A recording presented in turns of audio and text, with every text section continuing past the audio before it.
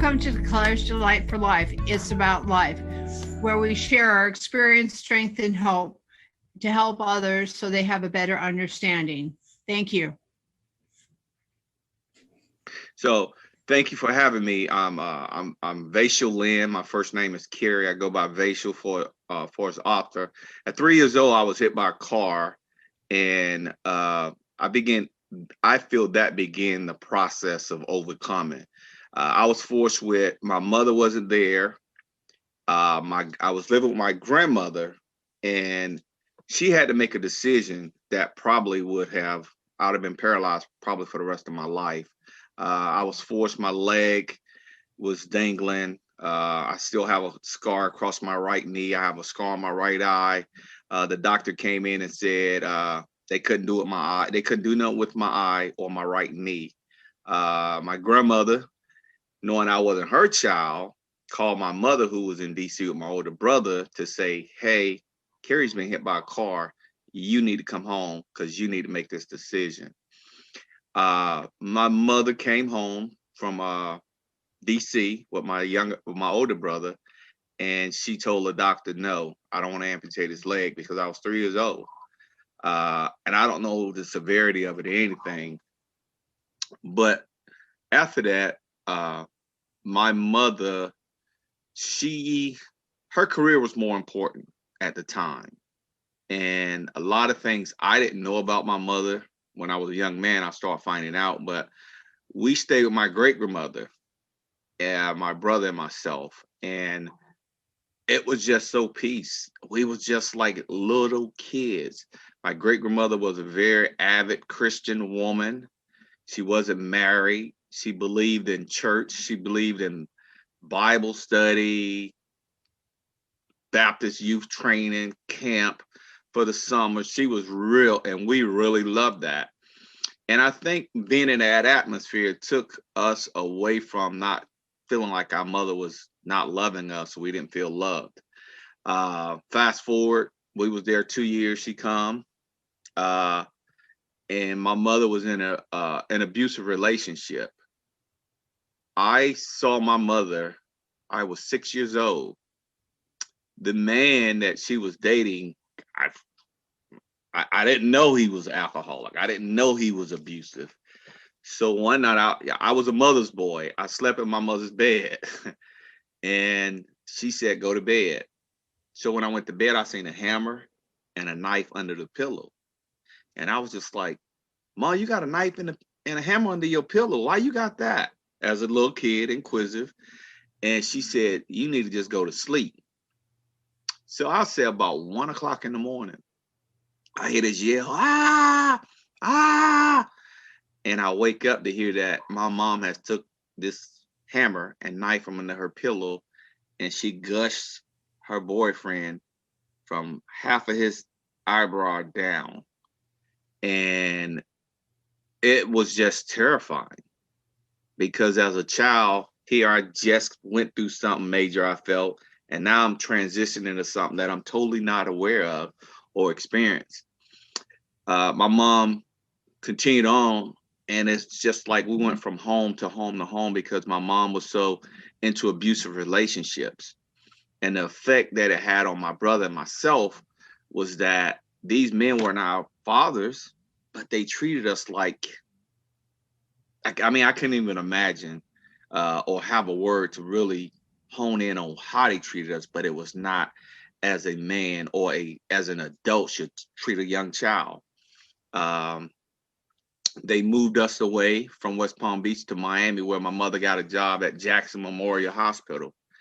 And at Jackson Memorial Hospital, this man beat my mother probably 5 times a month, and he broke my oldest brother arm. He threatened me on numerous occasions, and we was just like living in fear. Go from being happy go lucky to now kids living in fear, and your mother is there, but she's not doing nothing. But you still love her because that's your mother. So we was there for 2 years. My mother got pregnant. My younger brother came, And my mother said she couldn't take care of all of us. So she sent my older brother and myself back home. Well, home meaning West Palm Beach, to stay with my grandmother. So while staying there, we was like a sense of relief. We out of this trauma. We out of this situation. And we moved to the projects to live with my grandmother. And all we just wanted to be was love. That's all. And feeling like it was a missing key ingredient, my mom came back and eventually left the man, and she moved back. Well, little did we know, he came too. So we went from women's shelter to homeless shelters to women's shelters, just trying to run from this guy. And instead of my mom just standing up and saying, hey, my kids are important, I'm going to protect my kids, she wasn't doing that. So we endured this until I was in middle school. My brother was in high school. My mother came up. Nope, let me say this again. My brother was in middle school. I was in the 5th grade. We come home and my mother said, I just got married. And we both start crying because all the abuse we have endured through this boyfriend. And I just felt like we were not being included in something that was very instrumental for kids to say, this is going to be our stepdad. What is he going to do to help us? Because our father wasn't present and we wasn't getting that. As adventurous as I was, I went on a little trip with a friend and we got caught stealing cookies from Nabisco. And that was probably one of the most humiliating days in my life, one of them. Well, we come back home after our parents come to get us, and my stepdad was not working. And his pill was, he was heavy on drugs. And if my mom, who had, slipped and fell in Kmart, was not providing, so my brother and myself was working. So I started working at 14 years old, my brother at 16. And basically our checks went to provide for our family. And I just knew I didn't want to be in this lifestyle. I just knew I didn't want to be a part of this when I got older. So I said, I'm gonna start saving money because when I get out, I want to go to college. I want to change what I grew up around, what I've become so bitter about, because a lot of times I was in my room hiding because I didn't want to be in that atmosphere. I didn't want to be a part of a family that was so dysfunctional. I would share with my friends, and one particular friend I felt was close. I didn't know his lifestyle was different. So when I mean different, he was more inclusive in what he'd like to do and express himself. So I went with him, and I was raped by a man. And the sad part about that, I trusted somebody who I felt understood my pain and what I was enduring at home. And I just felt like he took advantage of me.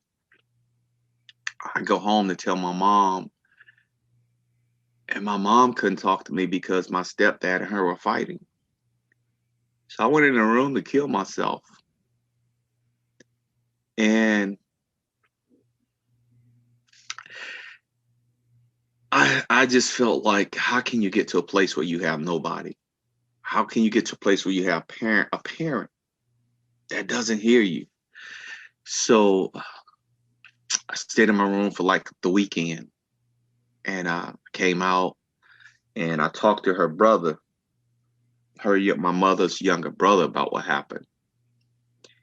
And it's like he was like the savior, because at this time, most of my family, meaning my aunts and uncles, knew I had got hit by a car. So they were more protective in me in that aspect of saying he already went through enough and she wasn't there, and he's going through more and she's not there. And I just became bitter. I started running away from home because I felt like I was being forced to live in a home where I wasn't being heard, where I wasn't being rendered love and understanding and affection that most kids just they yearn for. And her brother came back from college, and I had cooked steak. I learned to cook from my grandmother, my great grandmother, and I cooked steak and potatoes because again, my mom hadn't worked in 5 years because of her accident. My stepdad comes in the house and he says, he start rambling. So my mom said, "Well, Carrie cooked the steak and the food." He was like, "Boy, don't you ever cook in my house."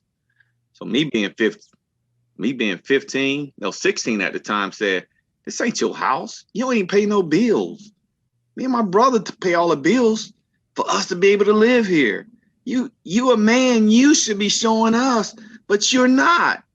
And we was in the kitchen and the projects. He goes in their bedroom and comes out with a gun and put it to my head. And my mom's in the kitchen too. And I just start crying because all I'm thinking is this guy's finna kill me. This guy who's supposed to be my stepdad is finna kill me because I cook steak and potatoes. I mean, it was just like crazy.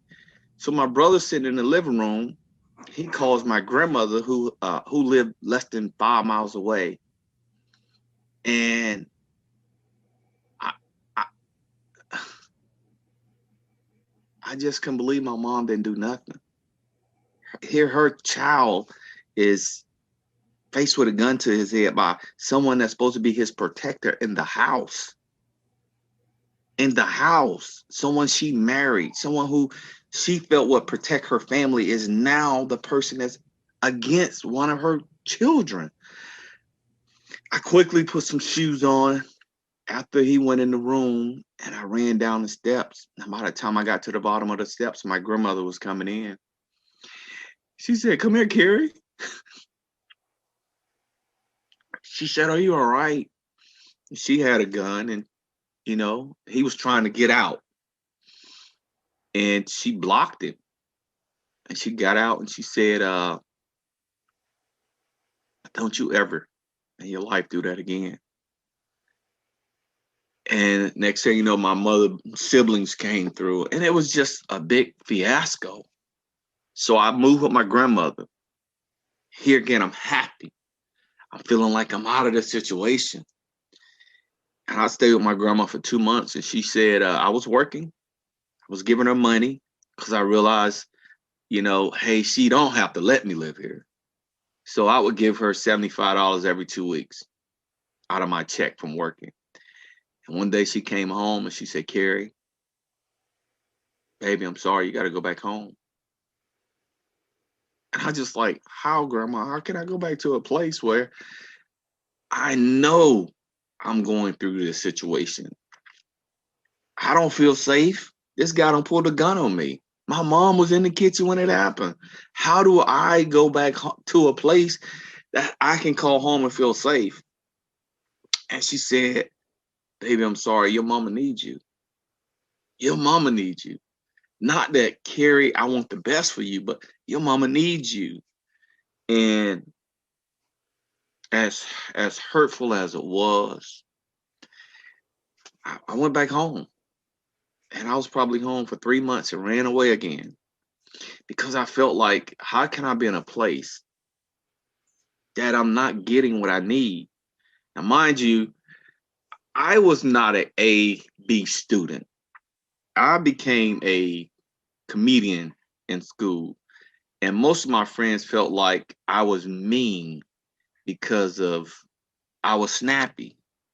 So as I got older, much older, I explained to people, school was my happy place.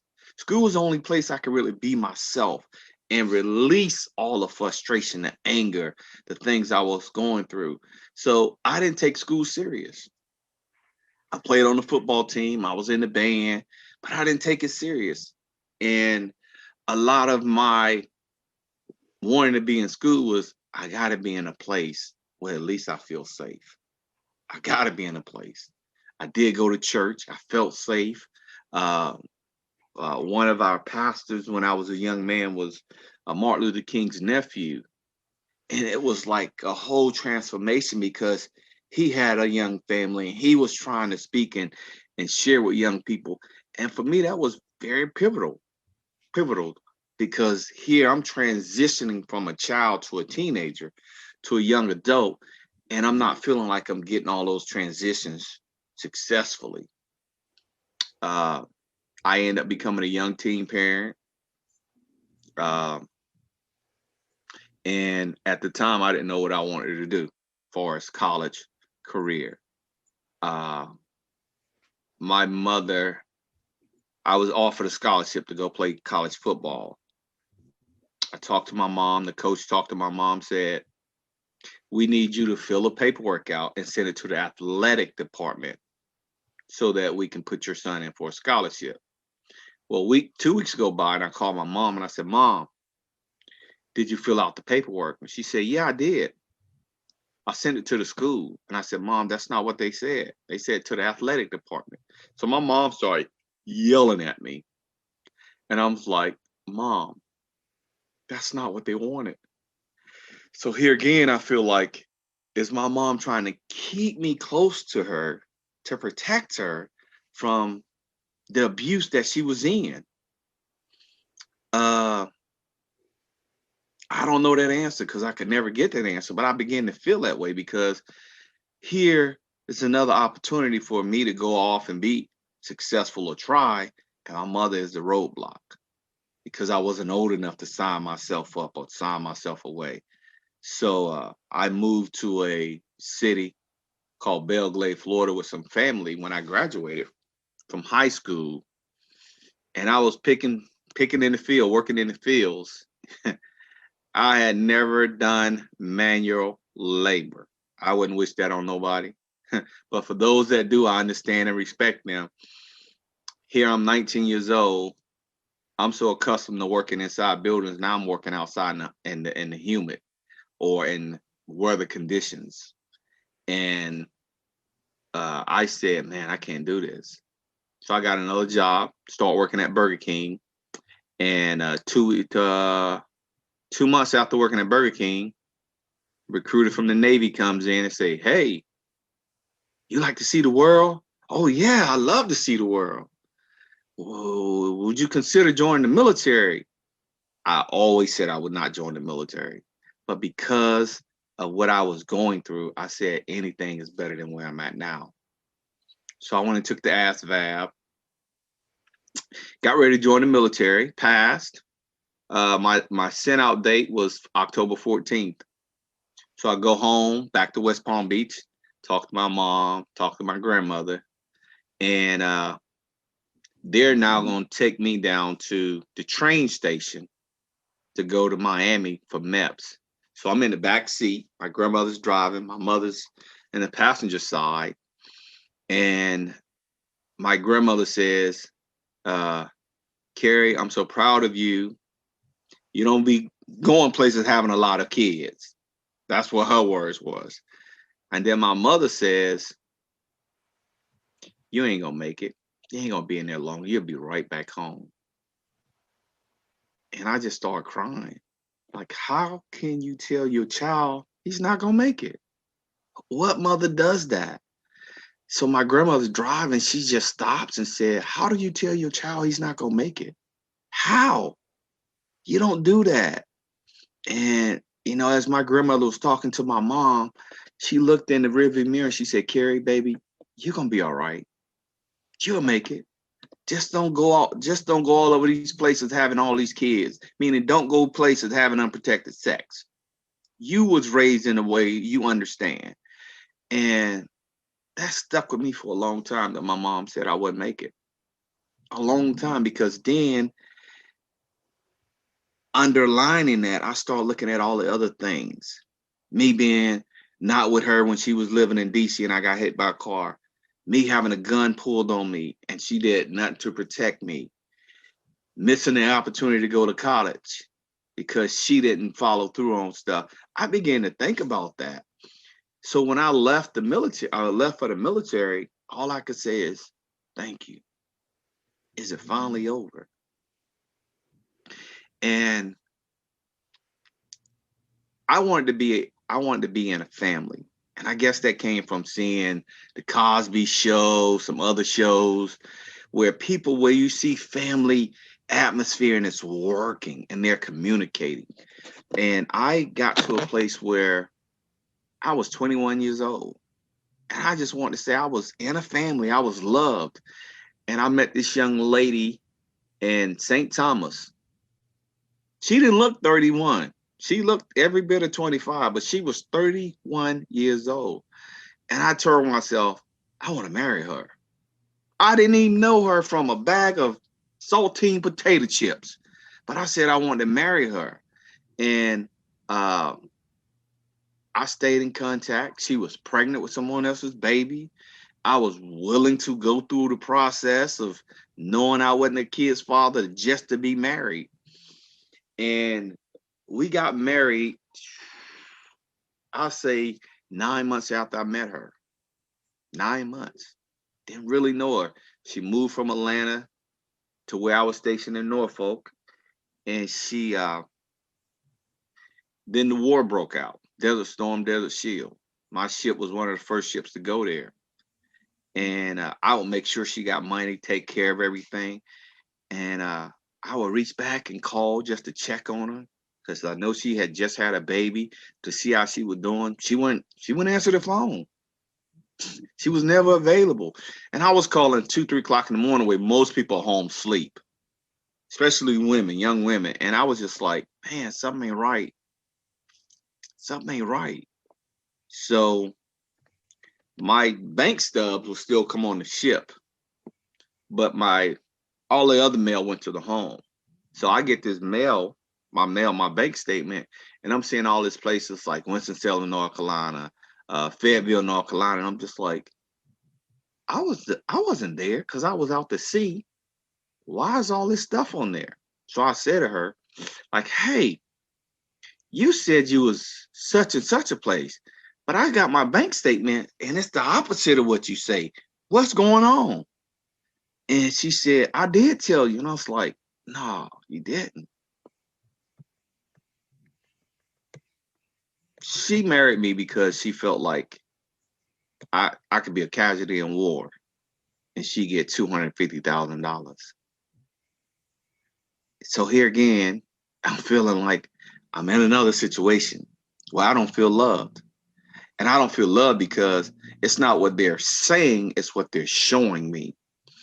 And I quickly said, on paper, we were together 4 years, but we were actually together a year, 18 months. And I said, this is too much like my family. This isn't what I want.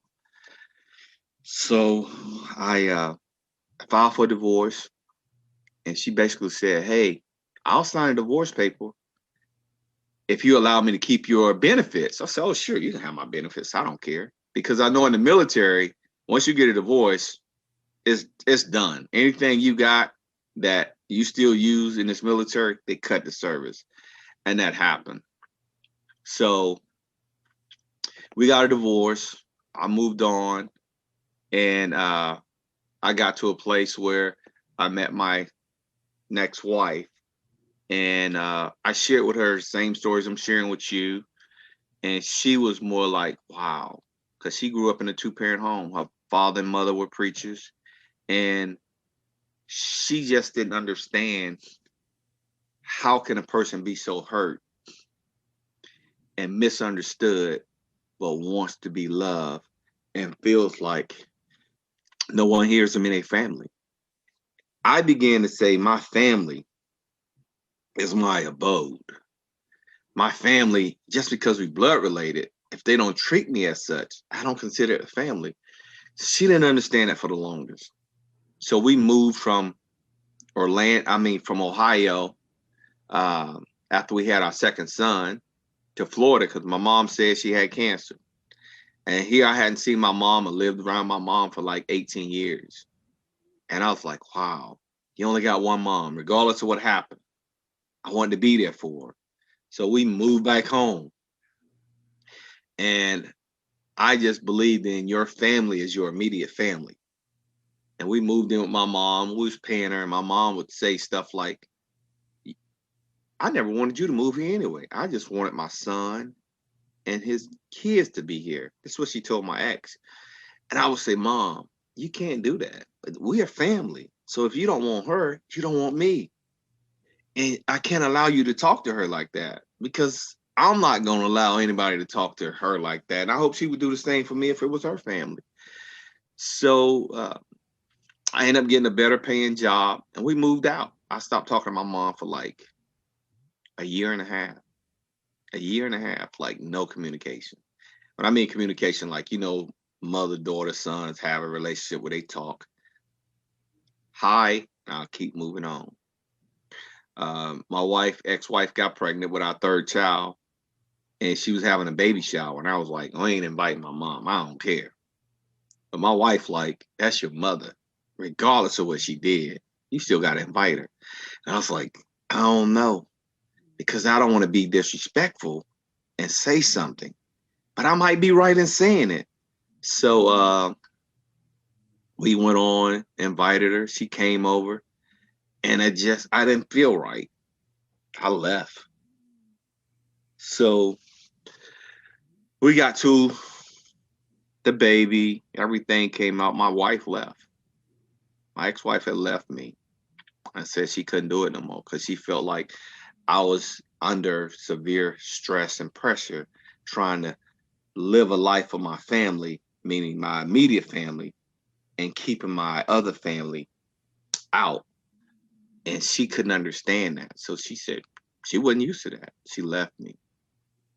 And my mother dogged my ex-wife so bad it was sad. And my grandmother would say, son, God knows when you're ready, he knows. I can't speak about your situation, but I'm gonna encourage you, keep your head up, keep going to work, and just stay best as you can, strong, because you're going through a lot and you feel like all these boxes keep getting checked and you wonder why they're getting checked.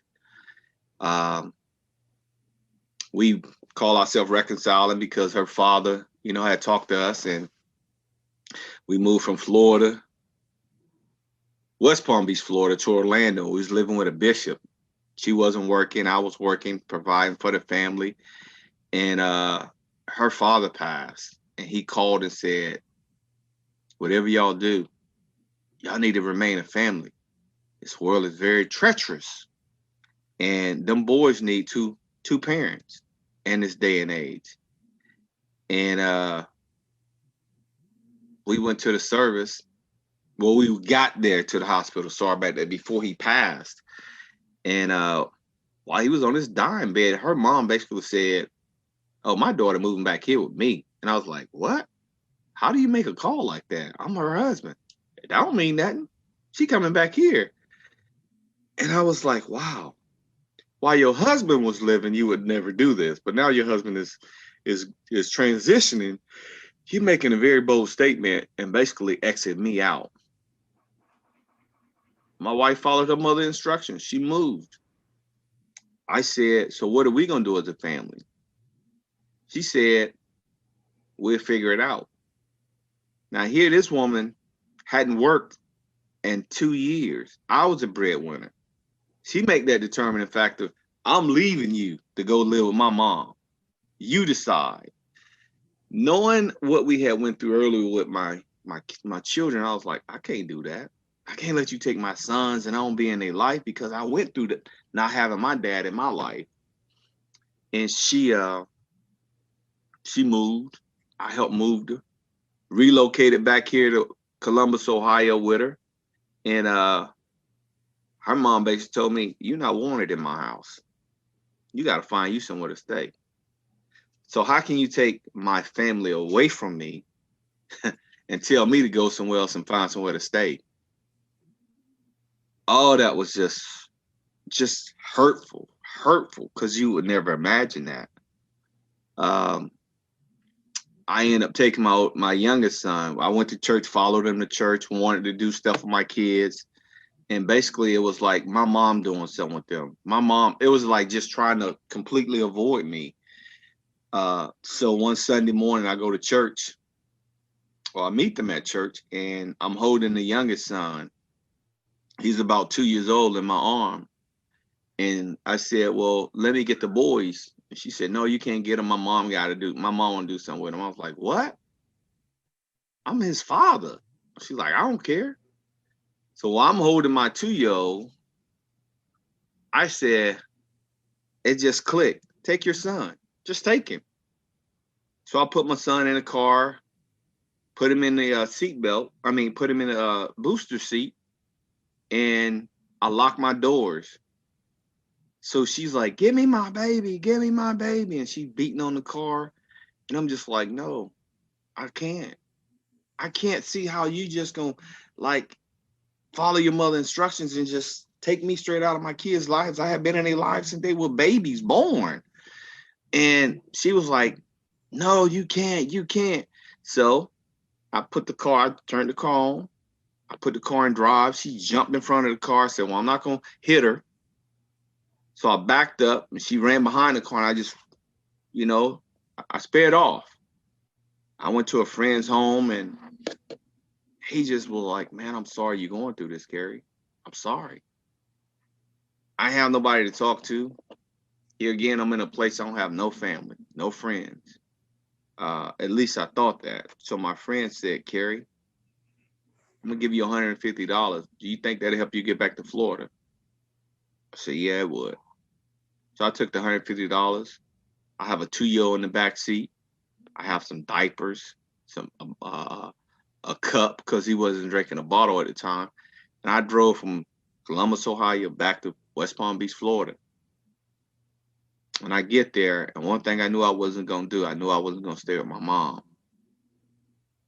I knew my son and myself would not be welcome there. So a friend of mine said, well, Carrie, I got an extra bedroom. You and your son can stay there. I don't have no furniture in there. You can get a blow-up mattress and stay here. You just pay me, when you get a job, just start paying me $50 a week. I was like, man, thank you. If you need somebody to watch your son every now and then, my wife can watch your son for you. Oh man, thank you. So I started seeing a little light. 6 months after us living with this friend and his wife, my ex surprisingly comes to his church. He was a pastor, by the way. Comes to his church. So we pull up one Sunday, and I didn't know. And she's standing at the door. And I'm like, what's going on? How did she know this? So now I'm thinking she talked to the pastor's wife, and the pastor's wife told her. And I was like, man, another struggle. So I get to that place, and she's like, I got to take Cameron. I was like, you can't take him. You can't. I don't have nobody. My lifeline is my kids. And the only one I have now is the baby. And you're going to take him back? And I cried and I cried and I cried. She took him. And I was just like, why should I be here? Why? Why should I? Because it just seemed like stuff just kept coming up or manifesting itself when I felt like I was over it, when I felt like I overcame it. It seemed like something else came. Now what I'm going to do? Now what I'm going to do? What box I'm going to check? And I got to a place where I was just working to keep myself active, to keep my mind off of it. But when I was off work, my mind was racing with anger and bitterness and frustration. What can I do to get revenge? That's all I could think about. She called the new year and said, hey, I think we should be a family again. I was like, wow. How? How can we be a family? Well, I'm not moving back to Florida. So if you want to be a family, you need to move back to Ohio. And I was just like, I got a good job. Do I give up a good job to move back? I didn't even think twice. put in my resignation. Hey, I'm moving. Here's an opportunity for me to be in my son's life again, to make up for me missing my father at a young age. So I moved back to Columbus, Ohio. Moved back. I felt things were a little better. We went to marriage counseling, but there was hidden agendas. Hidden. I was back in Columbus 18 months, and the next thing you know, she tried to have me arrested for abuse. I never touched my wife since we were married. Never. And I couldn't understand why. All I've been through, all I shared with her, why would she put me in that situation? So cops came. They didn't see anything wrong. They said, we're sorry, and we're gonna let you go. And if something else happened, we're gonna take both of y'all to jail, and the kids will go to, custody. Didn't happen. She slapped me right in front of the cops. They just pulled off. So she filed a civil protective order, meaning I had to vacate the property, knowing I had nowhere to go, knowing the money I had, we had a joint account together. I had no money, nowhere to go. And sadly, she had one of our cars repossessed. So I'm definitely in a bad situation. So I call home. My dad say, I can wire you some money. It won't be there till, because this happened on a Friday. It won't be there till Saturday. Can you get it? And I'm thinking like, I don't have no car. I don't have nowhere getting around. So a friend said, man, just come stay with me and my wife. And that started the beginning of how I really viewed my life. I was broken, wounded, felt like I wasn't in love. And we went over John Aldrich. If you ever heard of John Aldrich, he's a Christian author, and he really focuses on men, the wounded, the warrior within. And he does such a wonderful job. And we just started doing his series, and I'm talking about like stuff that was laying doormat for so long, just start being relieved. Like, I'm not loved, because that's a lie. But I began to believe that lie off of situations that I had seen, endured, encountered in my life. I felt like I wasn't loved. And the more stuff happened to me, I began to say that I ain't loved. I ain't loved, because somebody can tell you that they love you, but their actions, to me, I'm an action person. If you say it, but your actions don't justify it, it don't mean nothing to me, because again, I was raised in a home where I was told one thing and the other thing happened. Their actions didn't line up with their words. So I've always been like that. And I attribute that to my childhood, because I was told one thing, but another thing happened. And I began to do that. And in the process of doing John Aldrich, the church I was attending was a New Life in Gahanna. They offered grief care. Most people go to grief care because they lost a loved one. And I felt like I had lost my sons. Not like crossing over to the Jordan, but like lost my sons. So I said, I want to be a part of that. I want to learn how to deal with grief. I need to, because I'm hurting. And I signed up for grief care, and I took that for like 3 months. And I'm talking about, it transformed my whole understanding of grief, of loss. And I was going to college. I mean, I was just wanting to be better, wanting to better myself, wanting to change the dial from what I was so accustomed to something different, where I could be appreciative and be receptive and seeing things and evolve.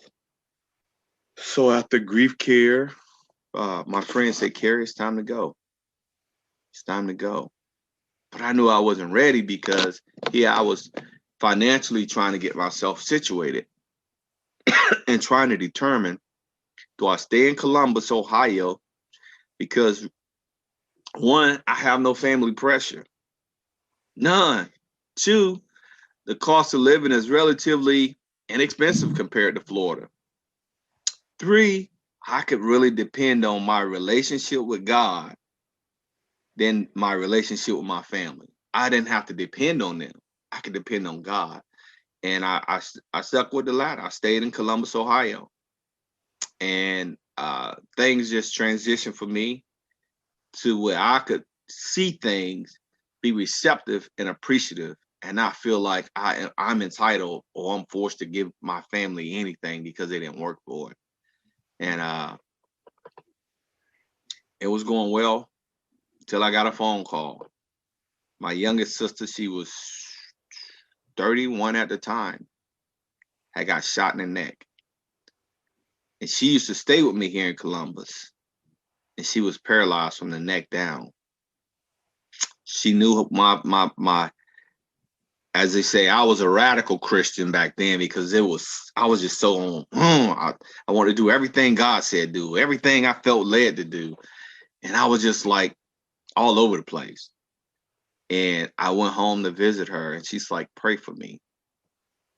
And I said, I teach you how to pray for yourself because when I'm not here, what you gonna do? And she cried. She said, Carrie, it's a lot of things. I went to church and I didn't really know. I didn't know Noah had kids. I didn't know Cain and Abel were Adam and I laughed because here we grew up in a family atmosphere where church was our lifeline. But then I started thinking like, how many other people are just in church because somebody say go to church, but they don't know for themselves. They don't have a personal relationship for themselves. And they get to certain situations in their life, they can't depend on themselves to pray for themselves because they don't know how. So I held her hand and I let her begin and I prayed with her. And all I could say is 3 years ago, my grandmother was she was a little sickly. She had dementia, early Alzheimer's. And I just felt like, man, here go another gut punch. I was working at Lowe's and my manager fired me, unjust. And the time I was off, I started writing the book. I came up with it. I prayed. God said, overcoming obstacles. Look at what you overcame. I was with you the whole time. You could have been this. You could have been that. You could have been this. But I was protecting you and carrying you the whole time. And the nights you cried thinking no one was there, I was there. The nights you felt like you was all alone, I was there. So I sat down October 2018 and I started writing Overcoming Obstacles. And I started just like I'm sharing you my story from the age of 3 up until I was, I think, 25, 26. And I used to write poetry. So I included some of my poems in the book. And I wanted to finish the book for my grandmother. So I went through a company called Zulon Press and paid for the editing, paid for everything. And I didn't get what I paid for. But I wasn't focused on that. I said, man, I just want my grandma to have this book. I want her to have it. They finished the book. I gave them the book for review in March. They finished the book in July. That includes editing, marketing, covers, all of it. I read the book and I was just like, man, they ain't make hardly no grammatical changes that I said need to be made. And next thing you know, I get a box of 25 books. I call home. I said, Grandma, you know, I wrote a book. I told you I was writing a book. She said, yeah, right, Carrie. My grandmother's birthday is August the 30th. So I said, I got to get her this book. Because at the time, she was transitioning, but just didn't know. So I mailed her the book. She got the book, I think Labor Day weekend. She read the book. So I said, Grandma, how did you like the book? She said, Carrie, who wrote this book? I said, Grandma, I wrote the book. She said, Carrie, I didn't write this book. I said, Grandma, I did. She said, no, you didn't. Because people don't know me by Sister Emma Kate. She said, people don't know me by Grandma. People know me by Sister Emma Kate Lynn. And I just smiled. I smiled because I felt like my grandmother was able to read something that I felt she was a big part of me making a transition and overcoming situations from my childhood and some of my adult life. And after she read the book, I say less than a week later, she passed. And I felt like I was happy for her, but I was sad because I don't have nobody to talk to. I don't have nobody to go to. And it'd be moments where I just feel like I'm all alone. Here I go again. Uh, my time in the service during war, I realized I had PTSD. I've been in denial. But I could talk to her and it felt like she would judge me or be critical. I don't have that. So lately, I just been, when I say lately, meaning the last, I say 2 years, just been trying to deal with trauma in my life. And that's where I'm at. I found out I had prostate cancer. As a young man, I called home and asked, oh, we don't know what you're talking about. We don't know nobody. Yet my grandmother and her mother died from pancreatic cancer. I don't know the difference. I don't know how close proximity it is. But I was just like, man, secrets in families can be so, oh, man. And when you're trying to find out, it's like you're exiled because they don't want you to know. And it's just like it might be healthy for me to know in case I encounter something. And I was just blown away. So I went ahead and I found out I had it in December. I made plans to have it removed, and COVID came, so it got pushed back. Finally, when they got it removed, they said, if you have sons and brothers, you need to tell them. So I called my sons immediately. I have 4 sons. You say, hey, Dad have prostate cancer. I had it removed. Don't wait till you 50. You need to make sure your doctor is aware when you're 35, because when it's hereditary in your family, the sooner or the earlier detection, the better it is. And my sons was like, yeah, okay, Dad. Young people don't get it. I felt like that too if something happened. Yeah, Dad, okay. Like, what does that got to do with me? You don't know till it hits you. So I've been clean cancer free for a year. Been cancer free for a year. So when I say overcoming obstacles, so I went from that and the next book God gave me was A Glimmer of Hope.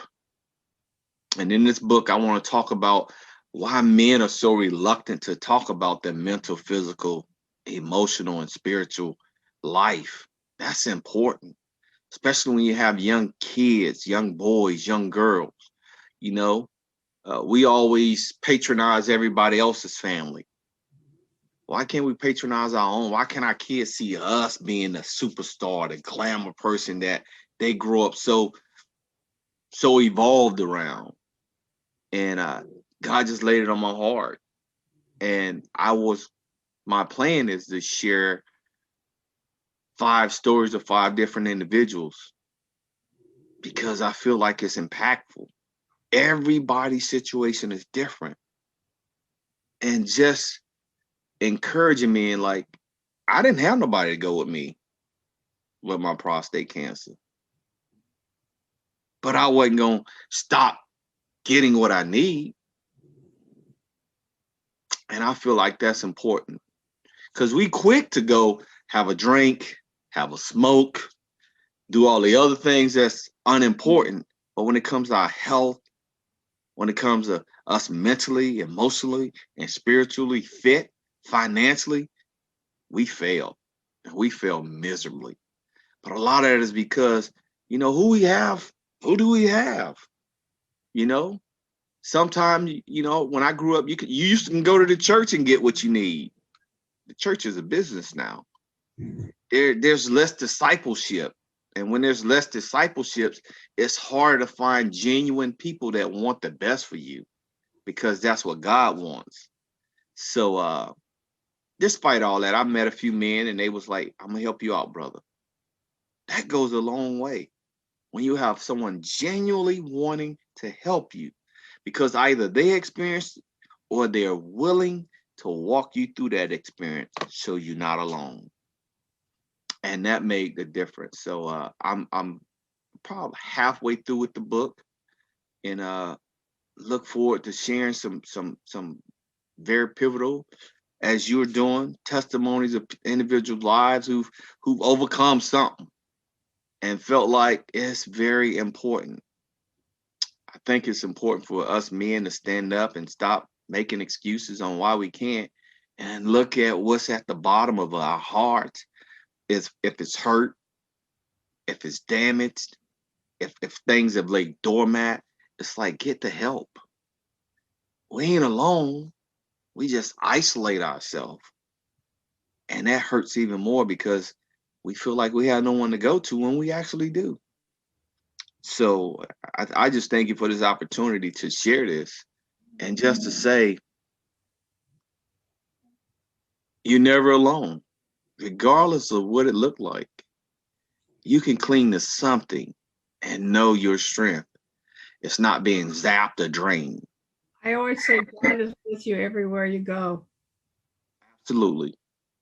Absolutely. Yes, he is. Yes, he is. And I'm just so grateful because I use the opportunity. Young lady I met, she has a shirt that said Forward in Faith. And I was like, love that shirt. So I got a shirt Forward in Faith because I think forward in faith is important. Like, what are we standing still? What are we afraid of? Be forward in your faith, you know? So that's where I'm at. And again, I thank you. You're welcome. Well, our stories have a lot of similarities in a lot of ways as far as abuse and bad relationships. Believe me, I understand your story. It's from a women's perspective, but I'm actually going to probably have a ghostwriter write my story. And if you ever went to my Facebook Lives, you'll find my whole story of my life I deal with, you know, there if you want to on different subjects and stuff. Okay. One thing I'd like to say is that when you find your life's purpose and your passion and have love, kindness, and truth and love and hope in your life, it makes a huge difference about where you are going at, who you surround yourself with. My Yes. church is, we have community groups, we have different things, a dean's line. Our pastor's he's been abused himself Mm, and they got Celebrate Recovery. I even have wear a shirt that says "Be kind." It's cool. I wear right. it everywhere I go, and I love that because that's what people need: kindness, Yes. patience. It takes a lot of patience to go through and to share. And I really appreciated what you had to share. It was great. From a personal perspective, I loved hearing your story. It was very uplifting and you know, for some people it may be difficult to listen to, but sometimes walking through those valleys leads Yes. to the mountaintops. Yes. But it's in the valleys where we learn the most. Right. And it sounds like you're coming to your mountaintop. But everybody in life has their own mountaintop, no matter how they want to say it or anything. Right. And I feel like I'm blessed. I'm retired. I'm taken care of. and I'm able to run my business out of my monthly income. I'm sharing this. I'm very open to what I share about. Like you, I understand about the issue of picking the wrong folks. Yeah. But I also feel like I'm having a personal responsibility, and sounds like you've taken on personal responsibility and owning what you have. Yes. And that period of self-discovery and getting to know who you really are is what God wants for us. Yes. And coming from, our weaknesses, I don't drive on my weaknesses. I drive on my strengths, and I Amen. figure that's much better and more positive. And I like to see. We're going to probably reach 2 to 4 million people this year in this what we do, Awesome. because I'm going to be writing in a magazine. There's a lot of things that have opened up, and this was started on a shoestring budget 9 months ago. It still runs on a shoestring budget, but it's working. God's showing me the right people. And Awesome. just like you're working on your gut. Yes. And working our gut is that I like to call God the CEO of my company. Amen. And Amen. I'm the partner. And my ego is easing God out. As far as Amen. God helps us create opportunity. Yes. I'd love to stay in touch. If there was 3 takeaways that you could give the audience, what would they be? From this, the 3 takeaways I would give them is hope. There is hope. And the hope lies within you, regardless of how bad it looked. The hope lies within you. The second takeaway is make sure your vertical is more important than your horizontal. And I say that because we as society choose to impress everyone else or want to be loved by everyone else, but we forget the ultimate love. Jesus loved us in spite of, and that doesn't change. So I always say, make sure your vertical is more important than your horizontal. Vertical ain't gonna fail you, the horizontal will. And the third and the last one is just love. Love. The greatest gift is love. At the end of the day, regardless of what someone did, love. Because if you love God, He's gonna make sure everything works out on your behalf, as long as you love Him first. So those are 3 things: hope, vertical, and love. Thank you for being on my podcast. I appreciate your sharing and being extremely honest with me. I think a lot of folks are going to get a lot of great stuff out of this and a lot of hope. And those 3 takeaways were great. Thank you for coming to Claire's Delight for Life. It's about life. I hope you enjoyed our podcast as much as I did, and I hope you have a great day.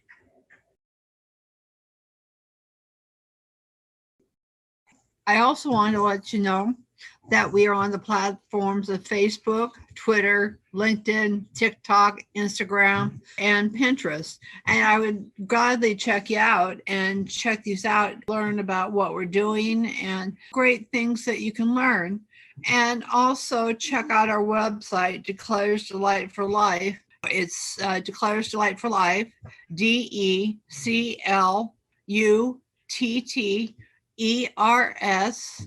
Delight, DELIGHT for FOLIFE.com. I know that was a little bit long to spell out, but what I would also love for you to check out and share this information with others and share them about the podcast, because it has great value, because you can learn about the experience and strength of others. And that experience and strength of others can go within you. And I would also love you to check out our books, Clutter to Declutter, 28 Days to Declutter Your Mind, Declutter Your Mind for Now. And if you think about it, in the next 2 months, we're going to have another book out, The Secrets to Overcoming Depression, Anxiety, and Stress. And I know for a lot of you out there, these are things that you can address. And we have these, and they were done from the heart, from me to you. And over the next couple months, you will see things out also in audio and video with these books. And check it out. I hope these would be of great value, because that's what we want to give you: great value and love, kindness, compassion, and hope and love and truth. Thank you. And I appreciate everything and who you are. And thank you.